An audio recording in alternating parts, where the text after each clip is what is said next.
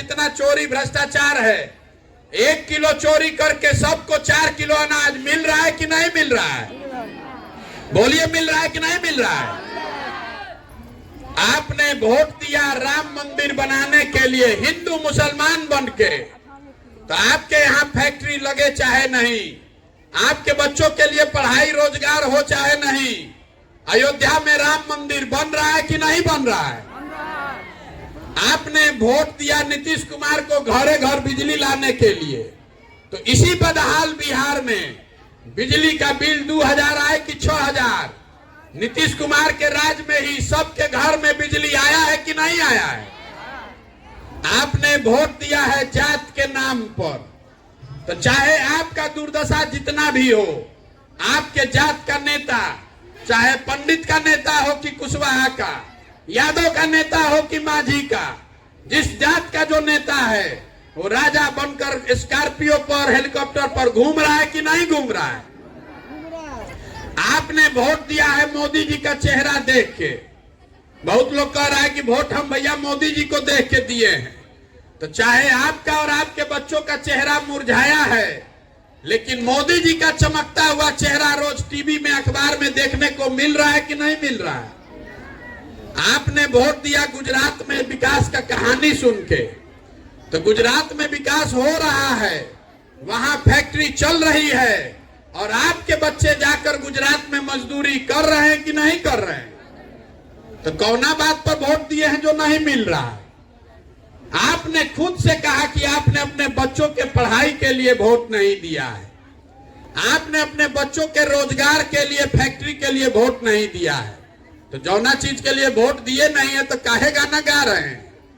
बिहार में जहां चले जाइए 5 बरस आदमी बैठ के गाना गाता है, ए भैया यहाँ पढ़ाई नहीं है, ए भैया यहाँ रोजगार नहीं है, बड़ा भ्रष्टाचार है, रोड नहीं है, नाली नहीं है, गली नहीं है, खेत में पानी नहीं है।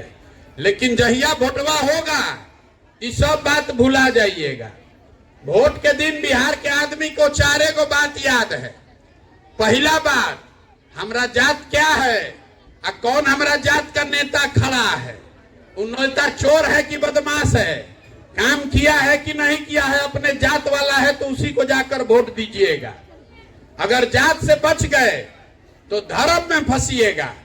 हिंदू मुसलमान सारा आदमी हिंदू एक हो जाओ, मुसलमान को सबक सिखाना है। पाकिस्तान पुलवामा हो गया तो सब लोग जाकर मोदी जी को वोट दे दिया हिंदू बन के। जो दोनों से बच गया, तो जो लालू का राज देखा है लालू जी का, तो बताता है कि भैया कुछ हो, रोड खराब है, स्कूल नहीं है, रोजगार नहीं है, लेकिन लालू जी का जंगल राज नहीं चाहिए। बड़ा अपराध था, 4 बजे आदमी अपना सरे छोड़कर भागता था। तो बहुत आदमी ऐसा है जो लालू जी के डर से जाके भाजपा को वोट देता है। और चौथा, यहाँ पर मुसलमान लोग हैं, ये लोग कहता है कि जिए चाहे मर जाए, काम हो चाहे न हो, हम भाजपा को वोट नहीं देंगे। तो बिहार में 2 गो दल है, एगो है मोदी जी का भाजपा, एगो है लालू जी का ललटेन। नीतीश कुमार का तो पते नहीं है कि कब ललटेन पर लटकेंगे और कब कमल के फूल पर बैठ के पवरने लगेंगे।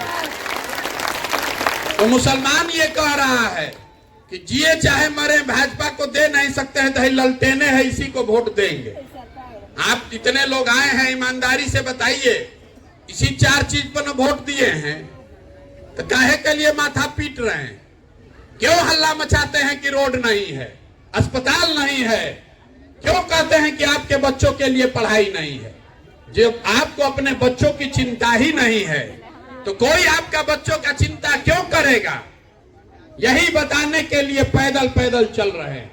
आपसे वोट नहीं मांग रहे, आपको गांवे गांव जाकर हाथ जोड़ रहे हैं, आपको समझाने का प्रयास कर रहे हैं कि अगर आप अपने और अपने बच्चों का चिंता नहीं कीजिएगा तो लिख कर रखिए, कोई चाहे आपके जात का हो कि धर्म का, आपके विचारधारा का हो कि उसका झंडा लेकर आप 20 वर्ष ढोए हैं, आपके बच्चों की चिंता कोई नहीं करेगा।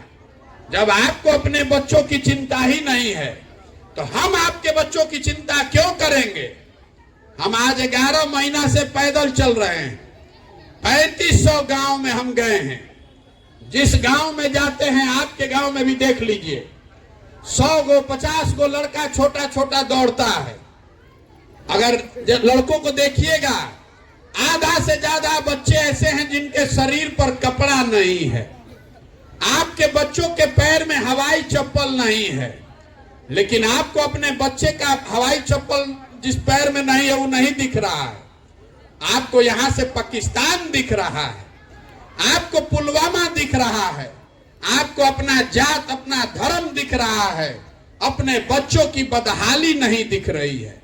तो आपका बच्चा का दुर्दशा नहीं होगा तो किसका दुर्दशा होगा? यही बताने के लिए चले, हाथ जोड़ रहे हैं, आपको समझा रहे हैं। वोट जिसको देना है दीजिए, लेकिन अपने वोट की कीमत को समझिए। नाली गली 5 किलो अनाज, जाति धर्म मंदिर मस्जिद पर अपना वोट मत बेचिए। अगर बेचिएगा तो लिख कर रखिए, जिस गरीबी बदहाली में आपका जिंदगी बीत रहा है, आपके बच्चों का भी जिंदगी इसी गरीबी और बदहाली में बीतेगा। कोई नहीं सुधार सकता है इसको। लोग बता रहे हैं कि प्रशांत किशोर बहुत पढ़े लिखे आदमी हैं, बहुत भैया मेहनत कर रहे हैं, सुधार देंगे बिहार को। हम आपको बता रहे हैं, एगो प्रशांत किशोर को छोड़िए, अगर 10 गो प्रशांत किशोर आ जाएंगे तब भी नहीं सुधरने वाला है। जब तक आप नहीं सुधरिएगा, जब तक आप अपने बच्चों के लिए नहीं खड़ा होइएगा, तब तक कोई बिहार को नहीं सुधार सकता है। हम गांव में जाते हैं, कहता है मुखिया जी बहुत चोर हैं, राशन कार्ड में 3000 रुपया लग रहा है, इंदिरा आवास में 20,000 25,000 घूस लग रहा है। तो जरा याद कीजिए, 1.5 वर्ष 2 वर्ष पहले मुखिया का चुनाव था, 500 रुपया लेकर वोट दिए आप, मुर्गा भात खाकर वोट दिए आप, पाउच पीकर वोट दिए आप, तो मुखिया चोर नहीं होगा तो हरिश्चंद्र होगा। ये बुझाना चाहिए कि नहीं बुझाना चाहिए? अगर आपने 500 रुपया में अपना वोट बेचा है, अगर मुर्गा भात खाकर आपने वोट दिया है, तो आप ही का मुखिया है, वो 5000 में अपना ईमान बेच रहा है। आप ही का विधायक है, वो 50,000 में अपना ईमान बेच रहा है। जब तक आप नहीं सुधरिएगा, तब तक कोई नेता सुधरने वाला नहीं है। आदमी कह रहा है कि भैया नेता हमको ठग रहा है। अरे नेता अगर ठगता तो आपको एक बार ठगता, दूसरा बार आप समझ जाते, 2 बार ठगता, तीसरा बार आप समझ जाते। आप तो 50 बरस से इसी दशा में जी रहे हैं। तो अगर इसका मतलब है कि कहीं ना कहीं दोष आप में है, दोष आप में, हम में ये है कि 5 बरस हम लोग बैठ के अपना समस्या का बात करते हैं, लेकिन नेता को भी पता है कि बिहार का जनता चाहे भूखे मर जाए, लेकिन जाति धर्म से ऊपर नहीं उठेगा। भाजपा के डर से लालू को, लालू के डर से भाजपा को ही वोट देगा। तो काहे के लिए नेता काम करेगा? इसीलिए ये व्यवस्था बनाने चले हैं। आपसे हमको वोट नहीं चाहिए। बहुत आदमी कह रहा है कि भैया क्या करे, बिहार में विकल्प नहीं है। अगर विकल्प नहीं है तो विकल्प बनाइए। बिहार में विकल्प बनाने के लिए आपको किसने रोका है? आप कहते हैं कि आपके पास पैसा नहीं है, कोई कहता है कि साधन नहीं है, कोई कहता है चुनाव कैसे लड़ेंगे। तो जो लोग भी हमको जानते हैं, उनको मालूम है कि प्रशांत किशोर को और कुछ आए चाहे नहीं, चुनाव लड़ाने आता है। अगर आप अपने बच्चों के लिए खड़ा होइएगा, नई व्यवस्था बनाने के लिए खड़ा होइएगा, तो पैसे का, संसाधन का, चुनाव का चिंता मत कीजिए। वो चिंता अपने भाई, अपने बेटे प्रशांत किशोर पर छोड़िए, लेकिन अपने बच्चों के लिए खड़ा होइए। लेकिन अगर आप अपने बच्चों के लिए खड़ा नहीं होइएगा तो कोई बिहार को नहीं सुधार पाएगा। जितना यहाँ मोदी जी का भक्त लोग है, बहुत लोग समझ रहा है कि मोदी जी देश का कल्याण करेंगे। हम आपसे बहस नहीं करना चाहते हैं। 2014 में मोदी जी का हम ही अभियान चलाए थे। आप मोदी जी का तब नाम नहीं जानते होंगे। जितना लोग मोदी जी का भक्त है, उनको हम खुला चुनौती दे रहे हैं। मोदी जी 9 वर्ष से प्रधानमंत्री हैं। देश के लिए उन्होंने क्या किया नहीं किया छोड़ दीजिए। 9 बरस में बिहार का कोई फायदा हुआ कि नहीं, छोड़िए। 9 बरस में मोदी जी ने बिहार के लिए कुछ किया कि नहीं, इसको छोड़ दीजिए। 9 बरस में अगर मोदी जी ने बिहार के विकास के लिए एक बैठक किया हो, एक बैठक, काम नहीं, अगर एक बैठक किया हो, इसका आप हमको प्रमाण दिखा दीजिए और हम कल से मोदी जी का झंडा लेकर चलने को फिर से तैयार हैं। 40 में से 39 को एमपी हम लोग जिता कर भेजे हैं और मोदी जी को 9 बरस में 1 घंटा समय नहीं मिला बिहार के लिए बैठक करने का। और अभी 6 महीना के बाद वोट होगा, अब फिर उछल उछल कर जाकर आप वोट दीजिएगा मोदी जी को, तो आपका बच्चा गुजरात में जाकर मजदूरी नहीं करेगा तो बिहार में फैक्ट्री का मालिक बनेगा। ये समझ में आना चाहिए कि नहीं आना चाहिए।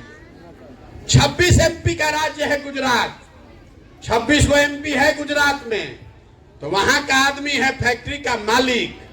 और 40 एमपी का राज्य है बिहार, हम लोग का बच्चा बन गया उसी फैक्ट्री में मजदूर और अपने को हम लोग सब होशियारे बूझ रहे हैं।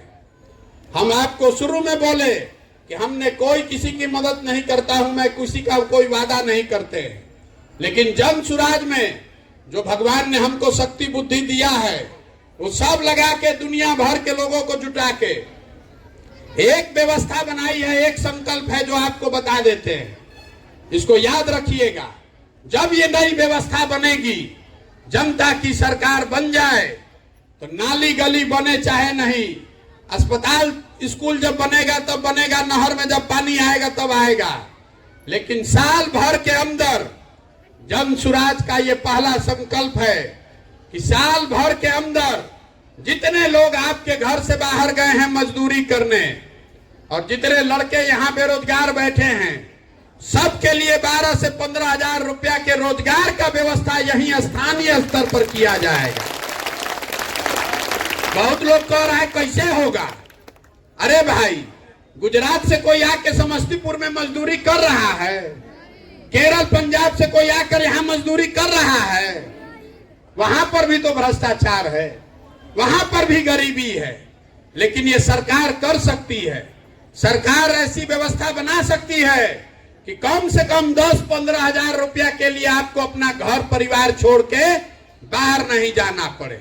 अब आप हमको बताइए, आप अपनी समझ से आपको अपने घर के सामान के लिए रोजगार चाहिए कि अपने जात का नेता चाहिए? सब लोग बताइए, जात चाहिए, अपने जात का नेता चाहिए कि अपने बच्चों के लिए रोजगार चाहिए? सब लोग को बोलना है। जिसको जात का नेता चाहिए वो कहिए कि हमको जाते चाहिए। अपने बच्चों के लिए रोजगार चाहिए कि जात का नेता चाहिए? अपने बच्चों के लिए बढ़िया पढ़ाई चाहिए कि 5 किलो अनाज चाहिए? तो संकल्प लीजिए कि अगली बार वोट अपने बच्चों के लिए दीजिएगा। नेता आएगा, बोलेगा कि देश के नाम पर वोट दीजिए, कोई कहता है जात के लिए वोट दीजिए, कोई कहता है धर्म के लिए वोट दीजिए। हम आपको एक एक चीज सिखा रहे हैं, हाथ जोड़ रहे हैं।